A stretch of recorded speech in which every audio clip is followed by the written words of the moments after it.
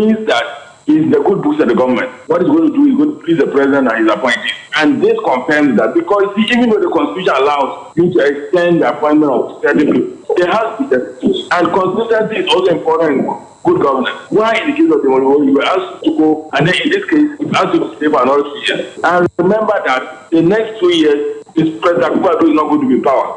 So again, I would see it as a way to protect his future immediately after leaving office, so that the Auditor General will not come out with any damaging reports about he and his appointees. So in that case, it's not helping the fight against corruption. We have said before, these accountability institutions should not just be solely appointed and hired by the president. There should be an independent committee, non-partisan, that will screen applications. But if you advertise, the committee will screen the applications, conduct activities, and at least produce 3 people for the president to decide on one. And this is contained in the Constitutional Commission report.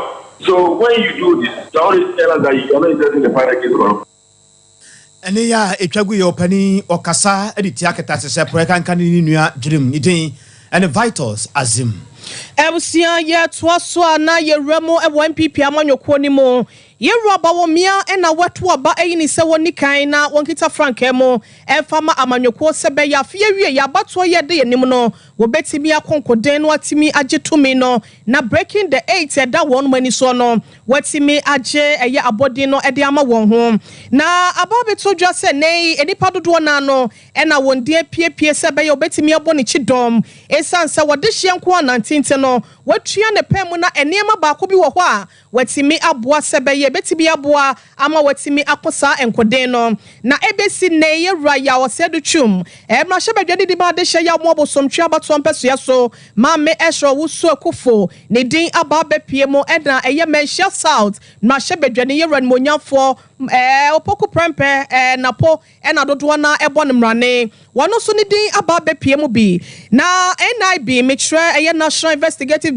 Bureau wonom aye hwehwemu survey bi na ne nyina ne se omo hwemu a na mpanyimfo ahodo ya woto abe yeye ewo MPP amanyokwo ni mo no ene mpanyimfo ye wo regional ka ho national ka ho polling station executives ene chese constituency executives ni nyina no ena wokeka wonom ebo ma wondodo no ebe ye be sempim num aha ene dunsia 5116 delegates and what the years are survey ne kwa wi ase no na chese ye ranapo wo huradi kan a se kwaba sene Dr. Mahmoud Bawumia epe obi ayi no ama no abebo ni chidom esa abedi ekira na ye wurayi ena ebefa saa tumi no ede so na no ena panya wodo ani chemu University of Ghana wo chira manyosem ye ra Dr. Abdul Jalulu wono so akase kire se de akwa ne de ye wura na pa ena panyimfo ebeto santen no yi no ese o mebo ni chidom research bia say I research no de high premium eto so because research no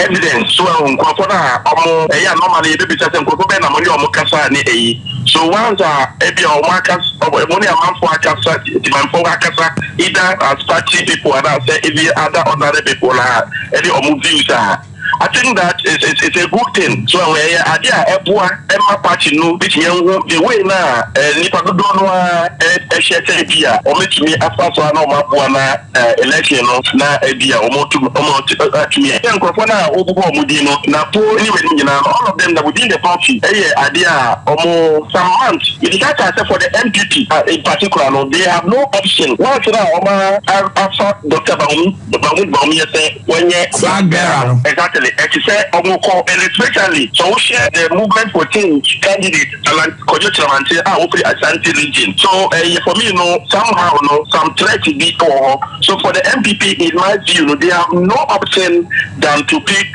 Obi from Ashanti region because that is the stronghold of the party. In fact, because once we say stronghold of the party, there be a candidate in M31 Honorable Educhum Opari and also gender and can also be but we share data now yes NIB for edify no exaggerate NIB normal nanka me say omo research IB na kuku but we share to the idea then secondly we have to speak to the data now omo but I'm not surprised at all say from the data now omo na putting about over 70% close to 80%. I'm not surprised so because he is one person from the one then he do Ewusia nipa yɛte ne nkan yɛ panyipa yɛ University of Ghana wɔ chairman yɔsɛm yɛra Dr. Abdul Jalulu ɛne ne din. Abusua nkɔmɔ no anso hɔ nom a ɛna no pɛi wɔ adeɛ kyea bia dwumadie no so no. Ɔmahene Odu Boakye ɛne MC de ma de hyɛ yɛ wɔ asɔkɔre mampɔn ewura kankam Kennedy so edi nkɔmɔ ma wɔno nso de nsɛm kakra atu dwa kyerɛ sɛ de me nua ba wɔ henyere ɛkan sesia no. Ya kyerɛ sɛ ɛne no etwa de gu yɛ no ɔno nso ohu na asɛm foforɔ ɛde nti a wɔkasa kyerɛ sɛ saa nipa na wɔyɛ hwehwɛmu no saa NIB fo no ɔmoboa o wɔmoboa sɛ bɛyɛ wɔmenya sika bi adi wɔ akyire hɔ nti na ɔmahɛda ɔmoyɛ yɛ saa no deɛ hwehwɛmu bɛn aha yɛ hwehwɛmu tra bɛɛ saa no ei na sɛ Ghana hɔ bia sɔle wɔyɛ hwehwɛmu wode yɛ nti awura no asɛm no akyi bɛdi nkɔmmɔ bi sesia so na mekyɛ no ma membra memfa nti nkyɛn na menyɛ this BNI issue a wɔn si aba no NIB or BNI ɔnyɛ research biara meka nyinaa ne sɛ me hakmo to agima ka kyerɛ obia say don't give unnecessary pressure to Dr. Mamadou Bawumia, a chairman of Council of Elders or si mamu fa pressure mano well sani o ma bi say no mu ye ya Dr. Ainana Danko Kufuado ETC Bank of Ghana kofa deputy governor of Bank of Ghana de bayo so be ka ya sa time no na Haji Alima any nkrofo bi na ye ensem be brain na create confusion confusion na create a lot of problem in the party. If they do baby no so kofa Halima ba what say blog bi so kofa Sadiq Boniface Abubakar ba what say another blog so there is a neutral person to come in so that obia enkofa problem from a party. See MPP your biggest threat now in these elections it's not about TV what is issues that is happening in the country. It's about the selection of our running mates. That's our biggest threat now. One of our threats. Bob, your running mate in a year no. Na party no. We need a lot of reconciliation. So on the mention because we in as if we all share the indicators are research no more can one seminar. Obi our research in the piano. Those indicators are irrelevant.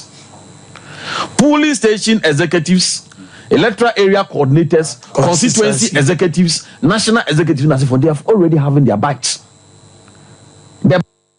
Ene ya etwagu ye wonna ye MC de ma de hye ya ewo asokore mampon Kennedy akwasi kankam na yete ne nka asam nti ma yeni nkoma kakra na yenhwe na obiribu ahen bere bi atwam na wo ye trɔtrɔfo abede akire e de ma NPP amanyoko no bewura Sompa TV so ni awrade asom de nka wanwumre yo ya aka so na ya osofo ya boache wo pa chan ai wo ha osofo say yo mo pa ya me na me no ani frase na already the tell ye nyame afọ na nsafra no na empire no mo mfa hefa empire on so soro no kan tere nyame say nyame to nsafra obiri bo hen so bi no me osofo na mo wana mo mereki 8 no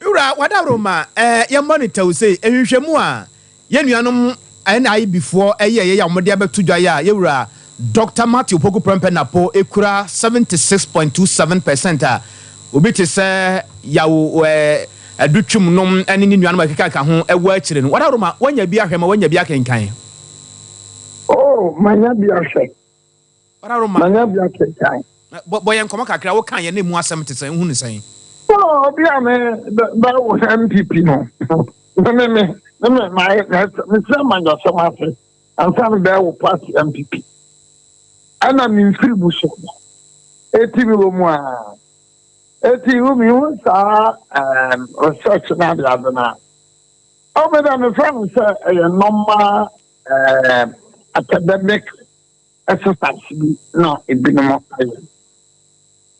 normal academic exercise I just me run it down that research no but I don't just my pega research na control because you know MPP know that who becomes the running mate you know it was like Roman Catholic a bishop and as a archbishop and a cardinal or more conclave they could be pope so Roman MPP for the Roman Catholic pope who are then some person call you next pope cardinals they call conclave at the time of conclave no ultimately the cardinal way never be pope That is one thing with the MPP. As for the flag bearer, you can make predictions. But as for the running mate, since 1992, Omono running mate at the end, and yet so simple and so easy. It's like so I said, the cafe to a conform. Most papa. You cannot determine when the day na conform. Most of them are fan conform. So it is the FPP president that does fan running mate. As a flag bearer, you can determine, you can make the prediction. But who becomes the running mate since 1992, and yet the BBA is meant for conjecturing and speculation. The MPP spirit will select the running mate. I remember in 2008, but now around May, June, many probably pointed to one person, the son of another running mate. But from we running late, in August 2. But from middle of July, now MPP seems to know Ebalana, Ebesi, Baumiasono. Now from January 2008, and even after Legon, December 2007. Now, irresistibly, now you are too much. That whereas around July 2008, na something most yama fa Baumia na Baumia by the running mate. So MPP history, you cannot predict who will be the running mate. I bet you myself research that by him. I bet me about it can be possible. Okay. I bet you about because the case of who becomes the running mate, it's a matter for the MPP spirit to determine. Nti lawyers say no da ben na Ghana for enhwe animu say nipa so mesa na so wo benten e na ebe board Dr. Mahmoud Bawumia Chidom da ben.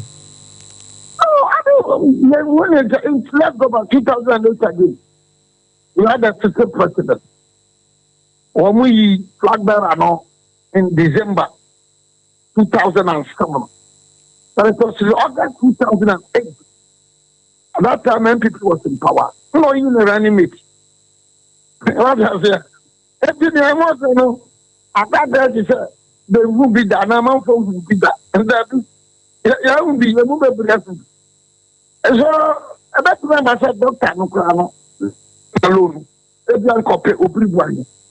But the MPP person, too soon start here. I bet me about finishing the question. Papa Frosso cry. And Sana or the Nako Nak and the National Council. And Sana about it because of the National Council number. Then they have to go back to the drawing board and do the divination again. And ya dear say and her party because we share No.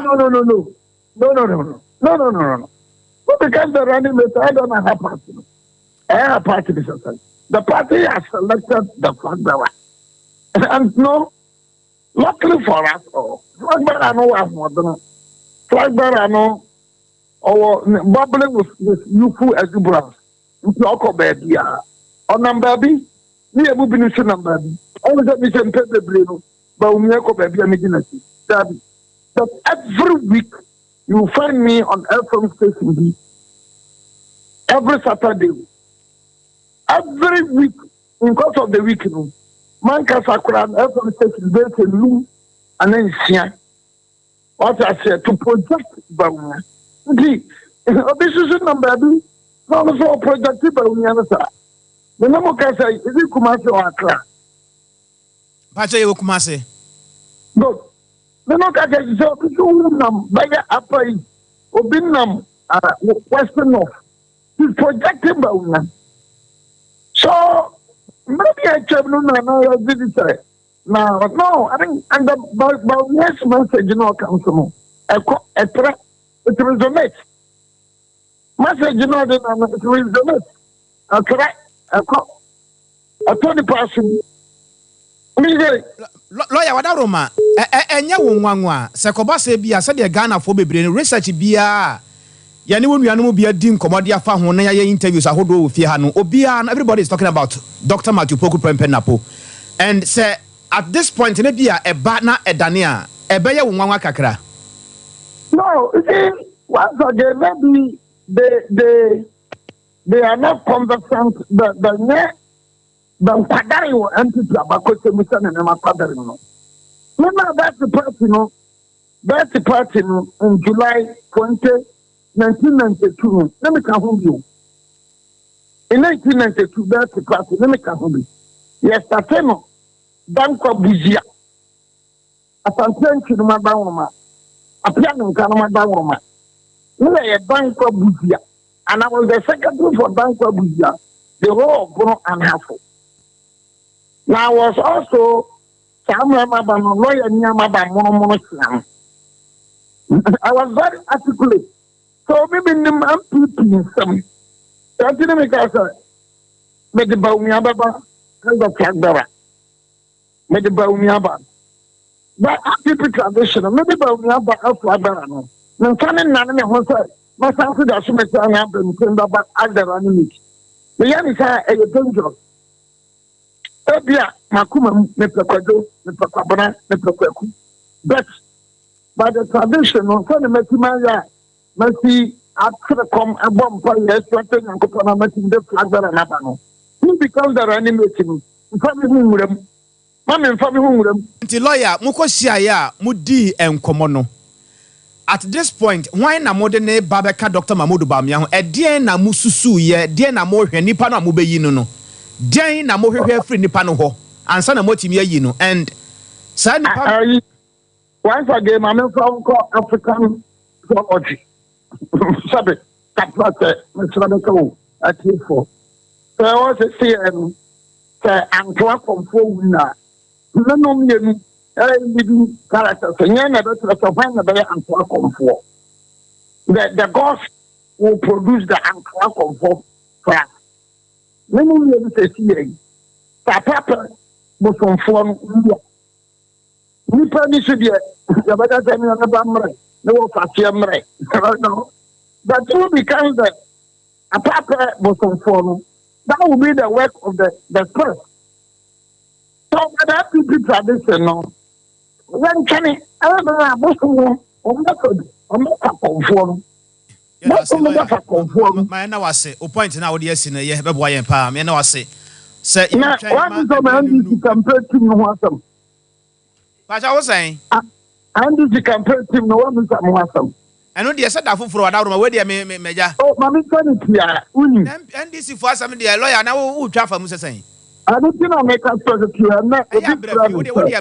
next week, but lawyer. Such stations are waiting in an unyamba until I had Mamma can't to every man can't get to every lawyer. What the old bar, who know my 101? What did the old baby out there? Man, you Bruno is it as a man. Sandy shot compared to no baby Samia. The answer I gave was very simple. Men are many will read my bread. May I sign at the Gula? Lawyer, who running mate, as someone made me boost out, no one person back. Now, this is the idea of person who can summon my own lawyer. And do the breath you. I'll make my own car, or the breath you. And near Chagu, ye, baby, a trouble now for Abadi actually. Edema, NPP Amonokun, lawyer, Obribwa, Mebusa was some one echo. And no person back. And then this is for the same time our car. Open this for a boom of Yahana. Young Queen, I will see I one some no said the Amamo Diana, your Dr. Matthew Poku Prempe, ya one no and I want the near Sian, what Chiano says for no one no assam and a dab just said that ya yet to Nisrania Basa. Na ne semwe ebeto just say nenki eto aba anasem panyifo ye sense that ako na won me ya be de trade ya ma Dr. Mahmoud Bawumia wono enanka betimi a edi said the brand amanfo asase e na wonom keka nsem ye ranapo ye je wo ya homaso nani atra da ni nto wo munipa da sani bia na enipa ya wonom keka sansemi e na afoforo akwadru senior political science lecturer ya wodini juma e University of Ghana Dr. Kwame Asante anim e na wo chese rana ponye dwane kankan bi e na chese ye no wo buni papa na de wo ye nyina ne se ne kuku odru wɔn fa ho sa asɛm wasie na wɔbɛyɛ kataso mmomuaso ɛne ɔbɛbia ni kan no ɔde akyerɛw ama ɔhu sɛ baabi a ɔkɔɔyɛ no wankɔ ne yɛ nti akyerɛ bi no na wɔkɔ a wɔho baabi a wɔde wanam ɔbɛsisie na saa kokoduro yi a wɔwɔ no ɛne na ma ne da nso ne na amanfoɔ bi nti ase a wɔnom sɛ wɔyɛ dwɛ ne gyesɛ ahomasoɔ ne ade no yɛn nkɔnkɔ tie Dr. Asante nsɛm ne bi mmra saa tumi na ma wɔn oni saa saa ade a ɔpani wei deɛ ma ne da nso wɔwɔ mu afei ɔyɛ obi wɔ akokoduro ɛtɔ da bi a nkɔfo so yɛ dwae ne ho nneɛma yiw yɛmfa no sɛ ɛno no saa kasa no wɔ hɔ na mmom ɔka ne kokoso asɛm sɛ wode ase ɔka ne kokoso asɛm ɔbɛka akyerɛ wo wopa wobɛtumi akɔwu akyerɛ no adwene asɛm tietia politics wohia akokoduru wohia obi a ɔyɛ neatwi wɔka tɔtɔ borɔfo ɔhufo ne nan koko mu pɔpɔ bi wɔmfa no nyɛ politics yɛkyi no wɔ politics mu ɔni akokoduru ɔnsɛ ɔmfata yɛmfa no nyɛ hwee sɛ wote ase wohwɛ owura napo no a ɔwɔ saa politics yi ɛno nti na afei mɛka ne nyinaa ɔni saa ade a ɔpani wei deɛ ma ne da nso wɔwɔ mu amanfoɔ sɛ wɔyɛ dwae Dr. Asante wono political science lecturer ewo University of Ghana mu and I was saying dry and why name of Nikukodru or who nipa and Nako so wojina brane ewo bibia manunti and a man for son tiasiana one of the Sani Mano target no ye quite name 170. Yeah, quite a name Nabusia, my emotion I am called Ghana Marasebe Germany woman want to say. Sauru and it's ewa Ghana and Marasebe Jeff you on more Domkumana firm. De wayachi amehine ewo apomden akwaso edema Domkumano famuono. What do I need to I will say Hidaboswa, one more crane say on Brasibjani, you were Quabana, Minta, Akando, and a cousin or Tessa, Guradin, upon Jesus Christ of Nazareth. What Jenny may be one Tiasia, and say, Tresse, Sir will be a yadum, not one my nuro, ya a work containers a hoodroom, never do to my pot. Sir, I buy no bemo martin, no a clear near Manodia Friho. Now they say here nuro annum bieno, abano de meba, no a year press conference, no tantro. No tantro fa ho kekan sam sa ade so obi domfo bi na aboa ye ne wodi nro no abeduru temaport na se containers mako wo ha aduwotwe nro no pro na epro na ne wata ho ma ye wura ya friends am trofo na se mommra na momati asem a mewo ede ma mo sam trofo ko do no tere se omo ma aban no kakra bi se aban no anye de wo so ye na sa nro no aban no ankokra ni nyina amfa mfiri hode a ene on betia simonte so no ye kire bi e be si Ghana ha no e wura kwabra minta kan do asewni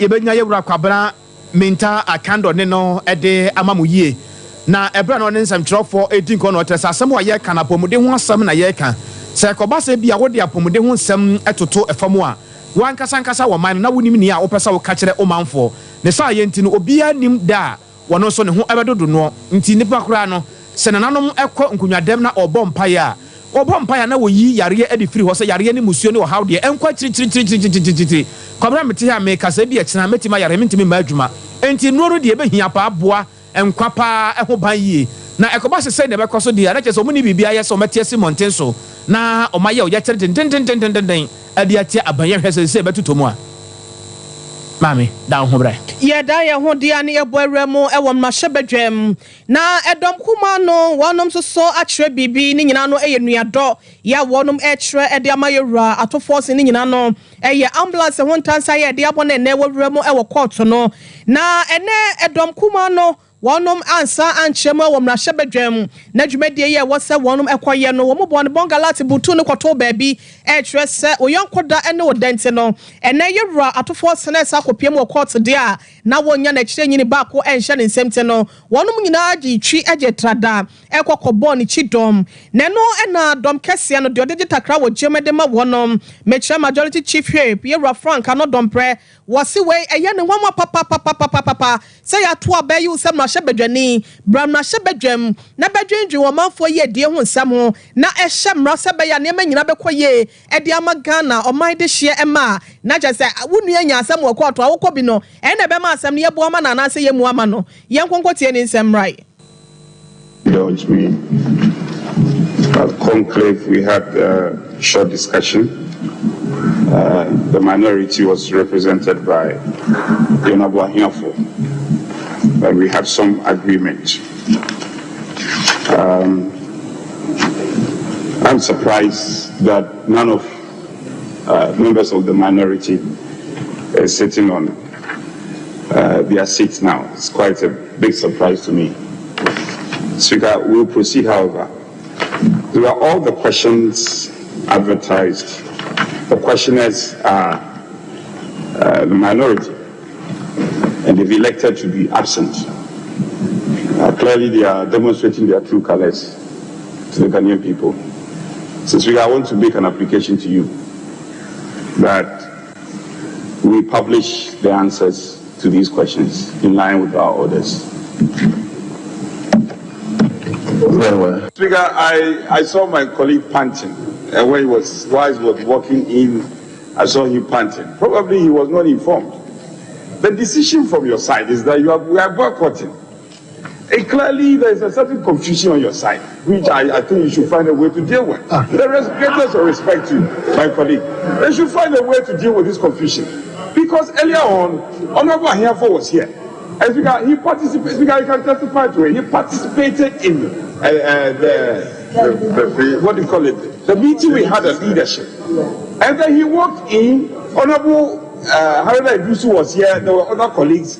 Then they signaled among themselves. Then they all walked out.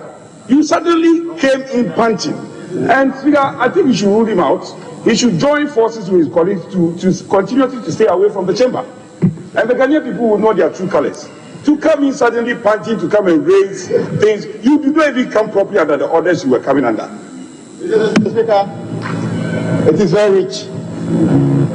Today, you are speaking on top of your voice. I can guarantee you.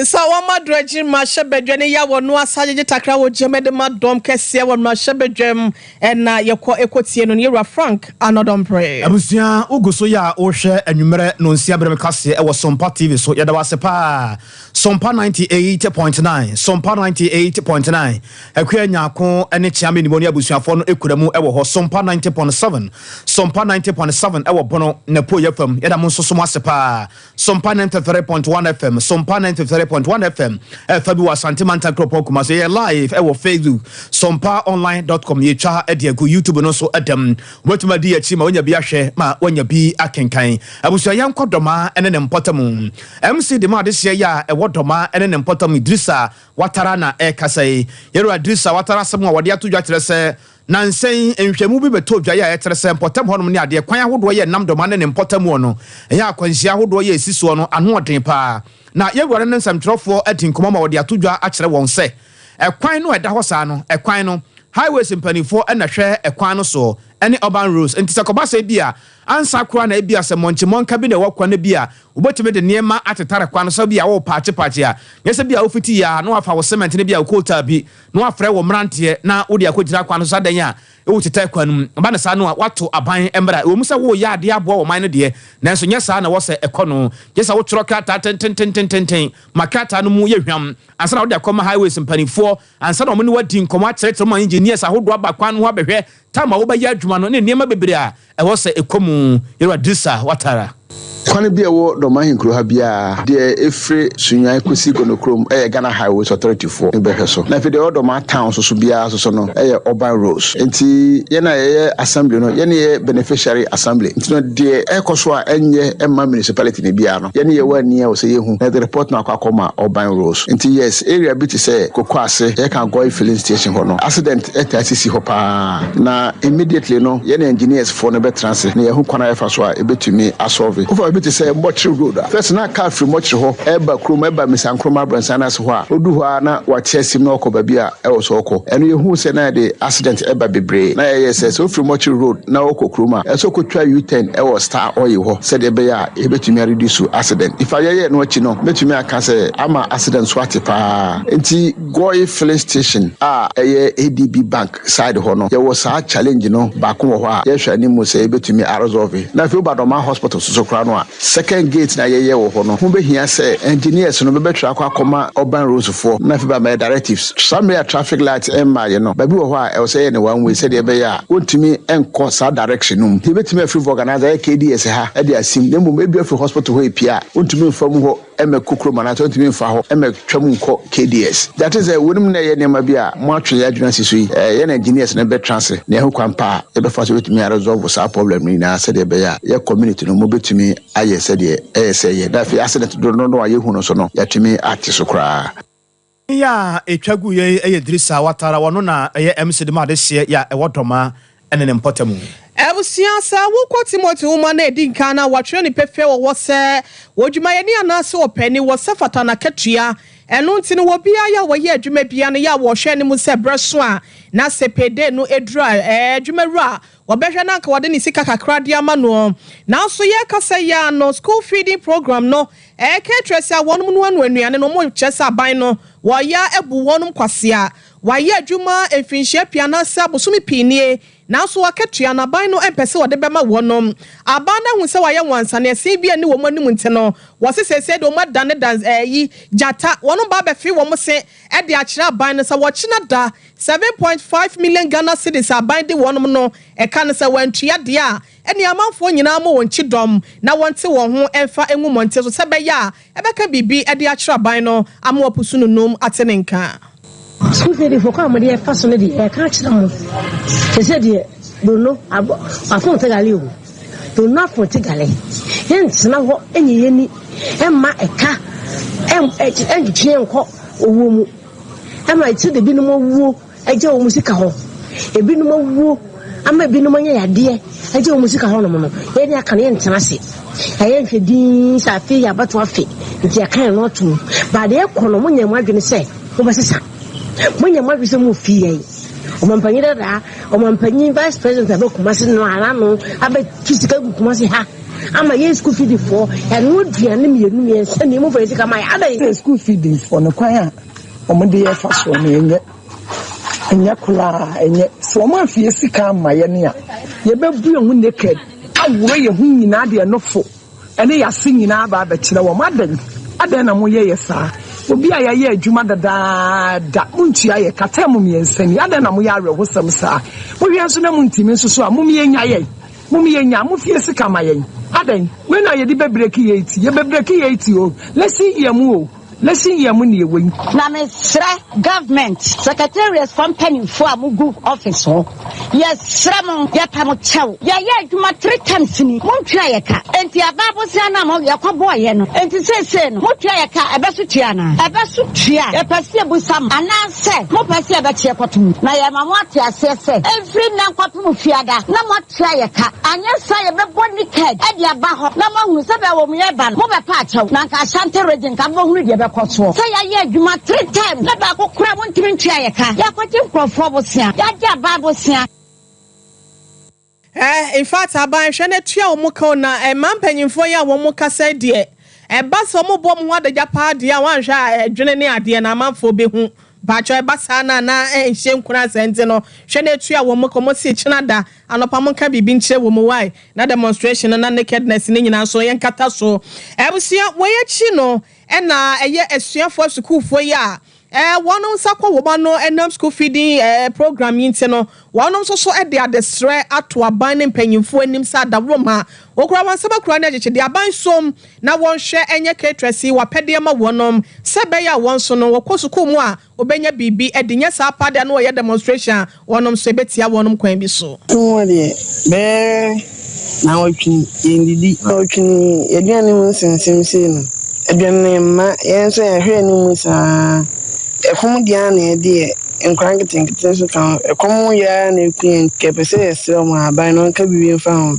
na enko na ya ekom de ebusia esuafo ni bide ene ekokotie ye Ghana Ace Commission abusia obu nkonta bi na nkonta no tewaso pa nwumre yi na sa obaba ben wo na wo miemia phone so a ka jan se wonya phone so miemia na wo hwe TV no na ebebu nkonta bi na wahwe se de niema esi etie na ansa na nwumre kanfo na me de ma wo se bomade ma won sanka mizo 5G de yafra na afenso ne yamfra ye ne bi na ebeboa wo agye woni padua na siye besa ate wanim ewo dwumadie bia ya udie emu na o ya wedding na oba no oba ase dofo bi ba ase no hu se bia mizo ne 5G ni ho a bo sa wo kwa da sa wo ya tete kwa pa enti bo modina to nsa fra Dr. Silas asempa wo ya na etia 0246270221 0246270221 wodi ne ya yam tim sisi yade koko ene ha wana 3A Herbal Center de Drona Badwaso na wato apete Mr. Herbal calling na Gane Herbal enu achi apedance wonu mo bia ne sisi na ha no anase bia yam tim koko na ha no a wodi etodore bi ekoma no mo a mo ye adwumaden ahyankafo akuafo no ne ade maso mfo no bia timi no adore bi na tie na sha no nso ye de no mo a emfa wo yam ene no mo a eni wo hawo bia wachi nti wotimi anom akwa adwuma wobetimi anom atukwa akwa bia ya wo pesa wo nyame ya atom na bia wo koba efie beduru asomdwemu a na wa download niam boko e de agu kwam se de wan kasa wo pesa wo ye no ha enti fresesi a 0546107107 0546107107 wa kire nyame ya atom wa mepa chawo tutumirika pane for ni chemo yankrabata bia ya ebenwo ya ne sciatica expert in 21st clinic FFRO abusua wo free complain say wachi no ayeye ni nyina no esane ba fom efa woto na twam wanantu honom ne ade na bisi wo na apo no so ebeku hato atwene bra ma honya ha ene wo ya adwuma kwa na da ase na wonya adwuma na wo sama sciatica yi abudu agu fom ne sa yenti na 21st clinic eba yi wado asuko e wakwaye brentio mu na watwa asuo bosomopo abawura wiram akotu enua hini hahama enubana na wade ebe yi adwuma enhwemu bia nso ofaso na woye nipaduan mu ahwehwemu awo ho nsama yeden e de ma wo namu yare na wakote yare nkaye bia ka ho bia na hwehwemu bia no ya opesa wo 21st clinic na wokoye no utu kwan na test bi na bia opesa wo rane a bra 21st clinic ebe nyina kama e de ma wo ye ne sciatica expert no na anika sama wo mu ne say yankrabata no dosso mantam dun sia nyina no ye wo ho entitie number ye 0540 311 0540 311 wana da Roma yento nkreto ne yamra afeye ba Ghana Ace Commission kuntabo ya wode mai ne kwabena na menchechire mu fa nkyere ye tefo 21st clinic aye sciatica expert sciatica no o nerves na wo to ase na fa wo siremu na fa wo nasia besi ase ho no se ho techema eno ene ye fa ne sciatica na etimi bubu o to ase ka wo se dwe wo sirem wo je ho ba bia enye na eno na 21st clinic ba ye adwuma pa wo mu ye ntia baso bo ma je ne wo Ghana ha ene amono ne enya asem ketua Womuji international awards ahodo womuji local awards ahodo na anu nso na womu the only sciatica research and treatment center in Africa bibrim hano ebi ni baby a gise 21st clinic nkwa womu de bibiduro ene besa o yare no masa de machine aka ho eya yare sabia yare bia wutimi de ko ne mama ade ba ko a woma gidi womu pa no eye sciatica ena stroke nso de kwa diabetes ne hypertension ne ade Ghana ha ba bia womu ho 0540 311 311 0540 311 311 That's a 21st clinic. Woman is sciatica expert.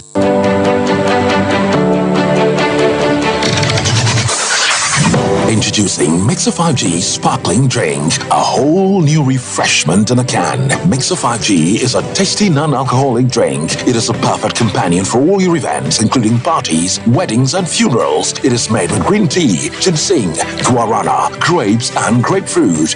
Get refreshed with Mixer 5G Sparkling Drink. For bulk purchases, contact 0246 270 221. This advert is FDA approved.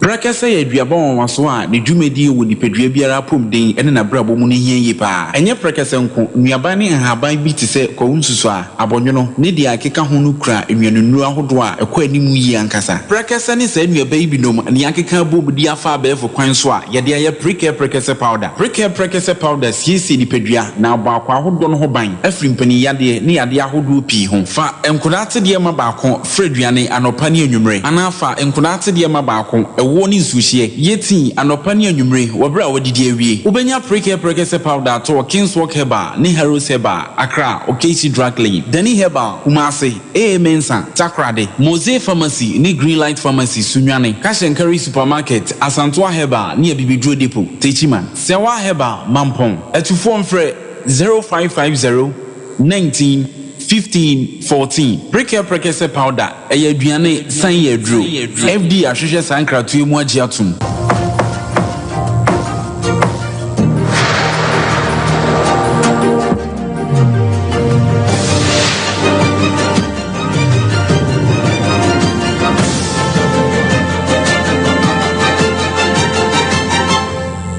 TV, Emma Akituapa. Abusua yada wase ama wakwa babium afe ye ko apomuden ensemu. Director General Edema Ghana Ace Commission yewura etu ahene kyereme na ekasai. Opane no asem kyerɛ sɛ nyame anim nie enkontabo ya babonte so no enya de a edekora. Mobeka ne mahyɛ nso na ano ayisi no ebi ekwan mu edeto ho a omo ana omukotintim omudin no edoso ekwa animu no na Ace no nso edoso na ekwa animu pa. Sɛ Ace no ade bechi ade besa bia no na ebi ka ho ebi beka ho na tie opani no kyerɛ sɛ wɔmo a ɔmhwehwɛ mu no ebeda agya sɛ ɔmo Ace yaremo wani ebie ɛwɔ nipadua mu ono sɛ wofa obi a wanyini kura ne mfe no bɛ sɛ aduonu enum 25 na enkoda tintinfo no ya ewo mu ono ɔmo mo bo coast no ebi ye 15 16 17 18 ekosa di wanyini kura wo mu kura ye 49 Ace na doren gove na wode atodwa kyerɛ sɛ wo bɛforompa na anadwebia wo de obi bɛforompa eye tietia bo ho ban anadwekwan so kro chem kata bo ye fere se condom no ne bo kra anye dene wo ba na betimi atobi dia miwura je on be ma no so betimi atobi dia ma wo ba no ene bra ye nko ni sei na ye fe na mo ye ma adwen se obi a fere obi a nko gina drugstore be ma bi wo ho no mo kɔ drugstore tim se condom no wo kɔtɔ obeta mani pare nyina firi ho no waka no bɔkɔ sister o obi o no waka no bɔkɔ sister sa wo se den wo se wo de hwɛ bla we condom keke na wo kɔtɔ de akɔ frompa no wo fere na Ace na wonya na ofe wo se a ene se wo na obewuo ntom sere sa yenti ewura kire me of the people either dying of AIDS, being newly infected, and being one of the HIV population in the country actually lie between the ages of 15 to 49. That's where you see the bulk of the population. This population is the economically active population. These are the people who work and earn income to support the country, as well as the dependent population in the country. That is the aged and the children who are not working. And why am I making this point? I'm making this point because it shows quite clearly that HIV is a developmental issue, it's an economic issue, and it's also a business issue. And so we should remember that our ability to, eliminate AIDS and end AIDS and achieve epidemic control in the country. Eni ya etwagu ye Director General de Ghana Ace Commission yewura etu ahene kyereme ena yete nenkan tia yetwa ensam no so na chitre ni yewura Steven ayenso intim ya wode woni kyeremu MPP National Executive na wono ena etua no brekro na yewura Hackman owusu Ajima Council of Elders ne so no wono ena edi enimu wono ma ye enhyehyeye dwumadie bi ede ama eye MPP wono ma November 4th ya 2023 no okogina ya na wo pre mapanyi adwana se de obegine mu na wapre ede ama eye MPP no wono ma ye dwumadie bi ede ama wonom yempem enkoye nim yenkoye ama ne boni kwadwo baafo nchen na wonfa de ekwoso wo nyina won botaye ene wadi so ade hunti enam so yes an hye dwumadie no wonti me emfa ema ye kwadwo da roma uti enka anwumre ya mo adwo amwa kwa ba eba no nsi abrem kase so na wona muti saying Erade ekita yen wa ha se no mboye nkyeremu NPP amanyoko no dwumadie ben na ekoso na wonum so botaye nyina no ene sen well the answer dwumadie nyina ne se national chairman and national council of elders chairman akmo so ajman ni ni ato gaye pimpin elo mo fe ye meeting edema aspirant omonde Dr. Mahmoud Gombe akọ election November 4th awmudi nkukuru and in an party no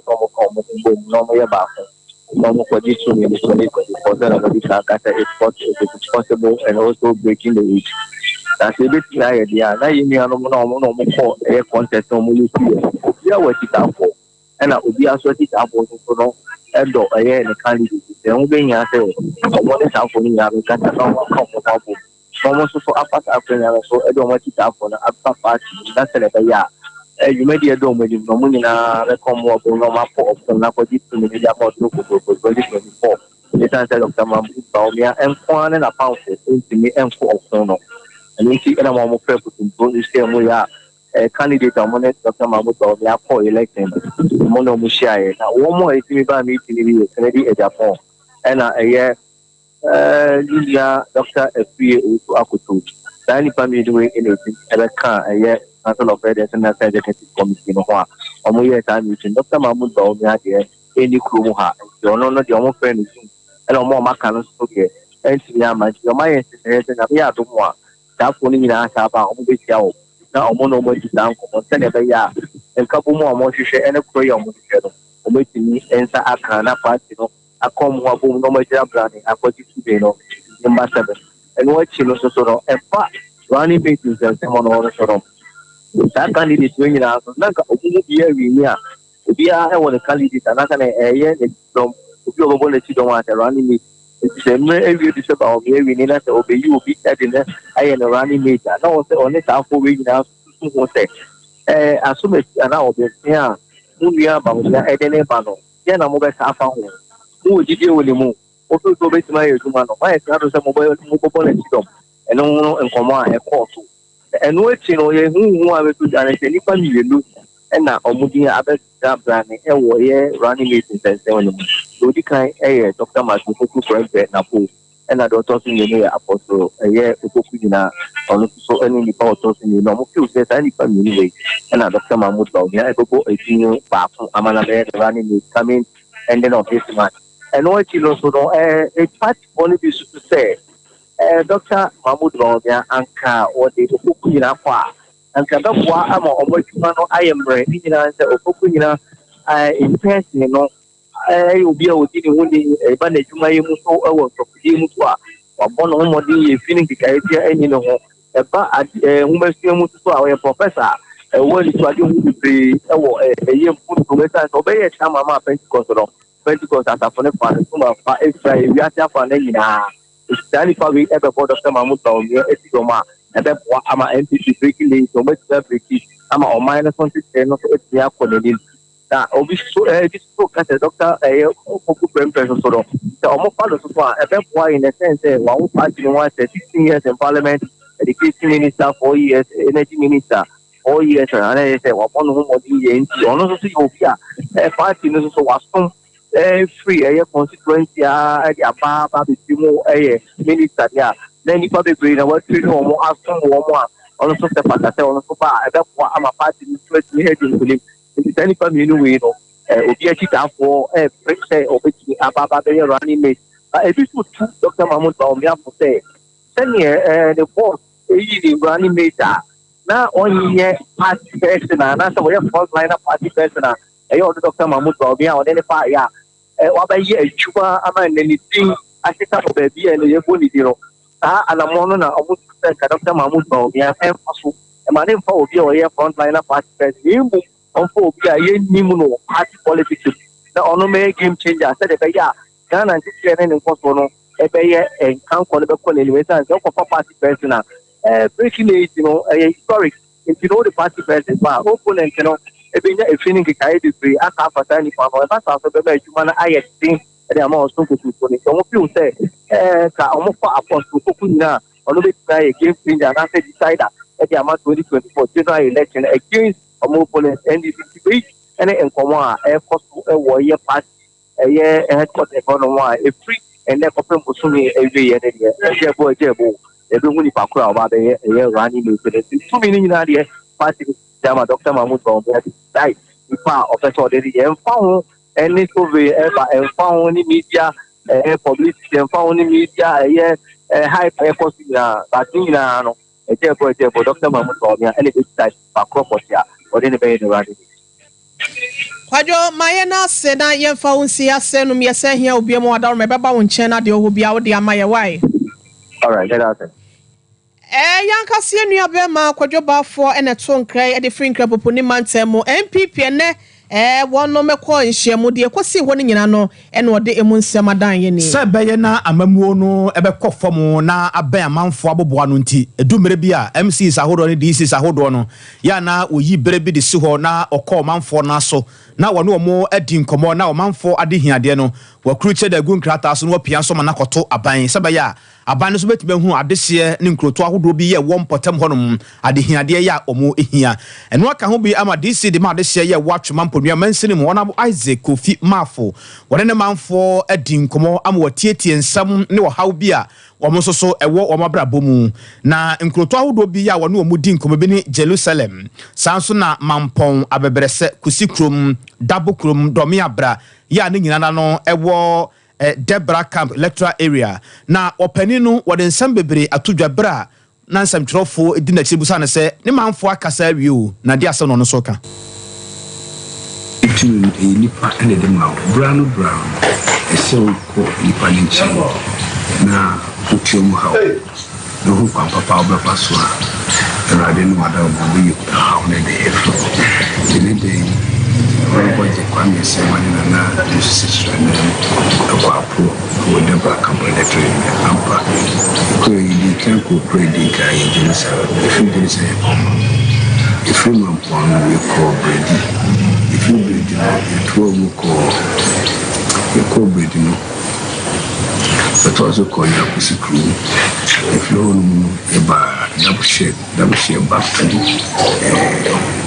camp Fire call, what on an do same no share any so. See you ready, see. Edamasi, money MP, and I was section, and penny and other down for a woman share my chairman as soon as you know. There must be bread, and there, a cashier ready in Munyam say, but I don't do what the black company train, a woman ya quenya, a woman shame, and I was but and they say to say complaints if a business one school are dying they seem to be here cement be here Chelsea ba ya kusiku so here Chelsea and committee initiated that is about 6 bedrooms or one casa initiative also so here near ma said that once say also 2 and more secretary say DC de ma de se ya ewo atwema mponua mansini mu wonabo Isaac Kofi Mafo na ne krakra mu kra no assembly member de ma de se ya ewo Debra Camp electoral area yewura Kofi Nkroma ono so jaye kwanse all the police stations ebu hon ma yetimi aboy homodin asiesi wo kwafo na ne omanfo na abo homodin kukubi but enimu ensem fatazem krabeti tade de makoma so mpompo party school plan de makoma no pa ho a communities maybe on Romani lights intino I was so I was on commissioner lights there's Romani light intino so ya de makoma so panse abai na boy na aka imagine ebu tom de ba mo say about afiri ye womu aka be bosumbe numa se zanya ba beto ebi ne say Masha say omo eyi omo vote free akọ ahafo for no so party a am favor no so be say o mpenema omo mu vote no emeto abama other party nti de wudie ni trust ne beba se vote on mo so bi anka na kuma ntimi ni nyina ya mo aban no na wonti mfam puntu mre na eno ne be ma ya koso ne ma no so nya dachi papa abusia anwumre eso na yebegina na yeden nsam nyina aba na wieye Sompa TV so na wugu so ya wo